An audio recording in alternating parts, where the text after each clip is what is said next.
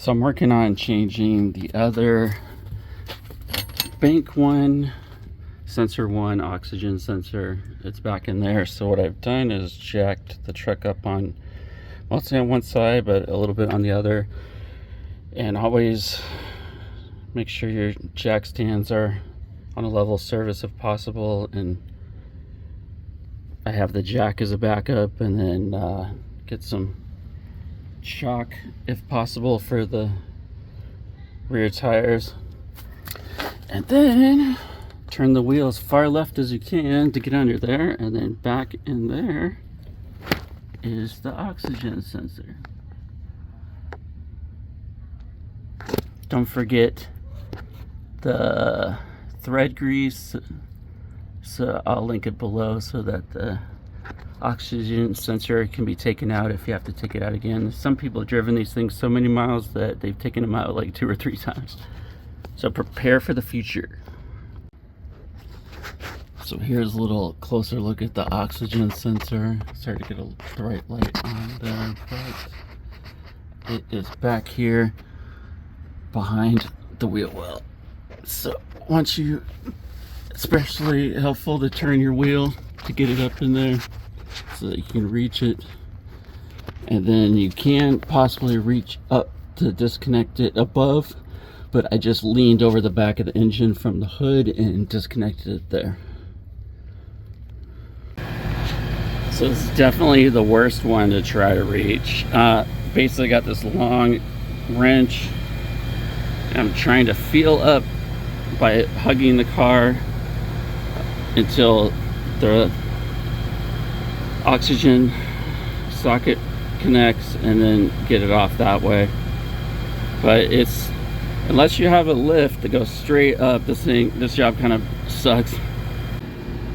The worst thing about these socket wrenches is they do not lock in place, so it comes off way too easy, unfortunately. Maybe you can find one that locks in better place than this one. So before you pull these things out, disconnect the connector and check out the date code. So it looks like this sensor is actually brand new from 2022, and it looks like they installed it right when I bought the truck, so it didn't need to be replaced at all, and I can just like return the other one, it looks like, keep it as a backup. But check out how dirty this thing is. It's absolutely torched. So you can clean this thing, but I swear I cleaned it the other day and it's like completely black again, which is not good news. This one's kind of a pain to get, so if you can jack the car up way high on a full lift, it's pretty easy, but you just need the force going this way to try to turn it, to loosen it. But the problem is like the transmission's blocking it on one side. So what you gotta do apparently is get the socket wrench on there, and then just like try to hit it this direction with a mallet or something. And I also have the liquid wrench already in there, but it's pretty easy if you can jack the car up, but otherwise it's a bit of a struggle with this much clearance. So what actually broke the oxygen sensor loose was not the liquid wrench, but instead some WD-40. Sprayed it up there and it came out nearly instantly. So liquid wrench did not help me, but WD-40 did help me. So I'm no expert, but that thing looks like burnt marshmallow. So definitely open to replacing that for sure. And unlike the other ones, I couldn't find a date on here. I see some codes right there. Hard to get a focus on it, but trying to shine a light and run a camera at the same time. But look around and see if I see any kind of date on it, but that definitely needs to be cleaned or replaced, I would say, based on how burnt that is. I think it's probably like 5 years old. So here's the next tool I'm getting out. This is called a back pressure tester kit.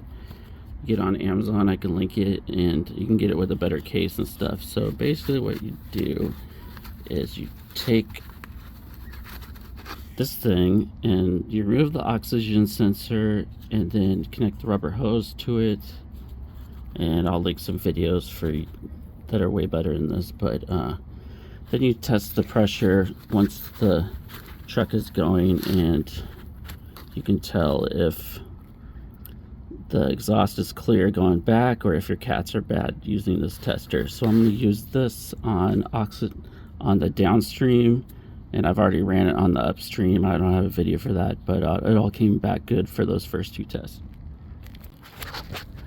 I'm also spraying down the old oxygen sensor with mass airflow sensor cleaner every 5 minutes for some like 4 times, just because I'm going to plug it back in and then go buy another one and then replace it. But if you want to keep using your old one, which I did on the one I just put back in that was only 1 year old, then you want to clean it up before putting it back in. So you plug in that part that I showed you and then hook up the hose and then run the hose out to where that you can view it. It's 6 foot, but it still isn't long enough, so someone might have to start the car and then rev it up to 2500 so you can see the results. But I was able to put it up on my windshield and see it through my front windshield to see the results.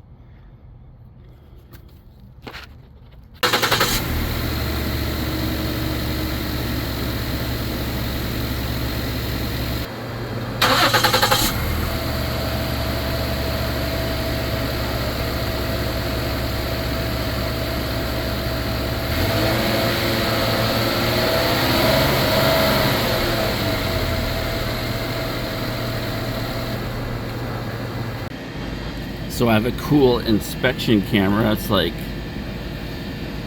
maybe $200 inspection camera, and then you can control it with this thing and then take pictures or video and so on. So I'm gonna stick it up in the catalytic converter and see what it looks like.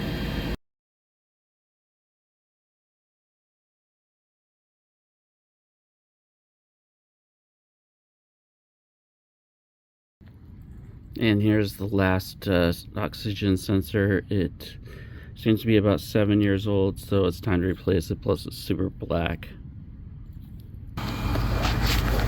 Actually, it looks like you're much more easily able to reach it if you go back just a little bit. So there's this nice big wide opening here, and up in there is you can see the connector in the middle there with the blue cord. Trying to jam my phone up there. Here's the connector. I was able to get my phone up in there, but it's a lot easier to reach back by this drive shaft than trying to go by the transmission.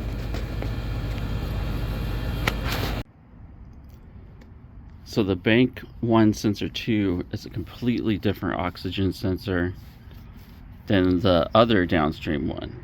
So the way you can tell is if you look at this left one here, it's bent a little off. It's not even. So I got 2 matching ones for the downstream, and it didn't fit this one. So you gotta get 2 different ones just for the downstream. I had to return the other one, and luckily I was able to get them to return it, because normally if they see that it's opened or any bit used, they will not let you return it whatsoever. So I replaced all 4 of my oxygen sensors, and the mileage hasn't really gone up at all, but now that's taken care of, and I got rid of the check engine light for at least one of the oxygen sensors that had popped up. I had broken one as I was trying to one of the ones broke until I replaced it. So